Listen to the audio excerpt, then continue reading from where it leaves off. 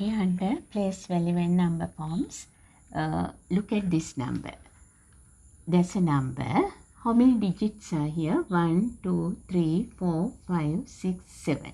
7 digits in this number. This number is in general form. Now we need to read this number.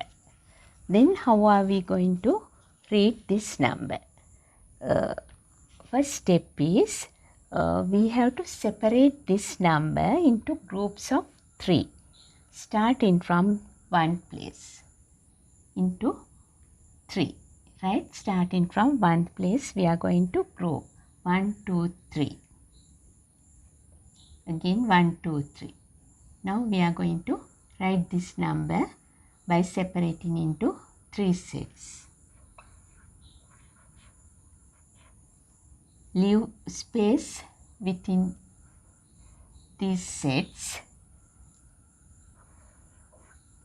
3, 8.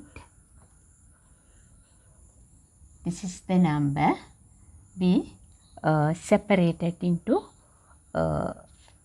3 sets. A group separated in this manner is known as period of numbers or number zones. Now we put this general form into periods, right? Now this we call this as unit period. This as unit period. Unit period. This set as 1000 period. 1000 period, and this set as million period. Then we can read this number easily. There are number 2 in millions zone or million period, 836 in 1000 zone or 1000 period, 795 in unit period or unit zone. Now we can read this number easily.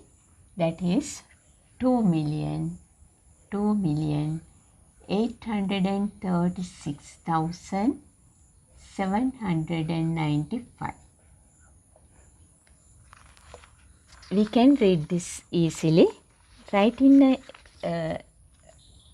when what we have to do, we have to group or separated this number into 3 sets. Then writing a number in this manner by separating into 3 positions, starting from one place, moving towards the left to represent the number. We call this as standard form. This number is in standard form. This number is in general form. This number is in general form. We wrote it in standard form, putting this into zones or periods. First 3 digit sets in unit zone. Next 3 digits in thousands period or 1000 zone. Next number, just 1 digit, that is in millions zone. Then we can read this number as 2,836,000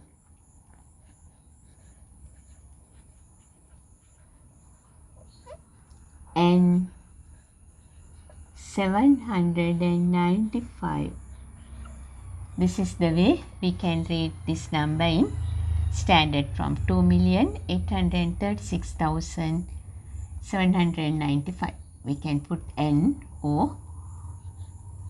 This way is also okay. 2,836,795. This is the way we can read the number. First step, this is in general form. We have to group this into 3 sets. Put into first step is unit zone or unit period. Next set is in zone or 1000 period. Next unit is millions period. Now we can read this number easily in standard form.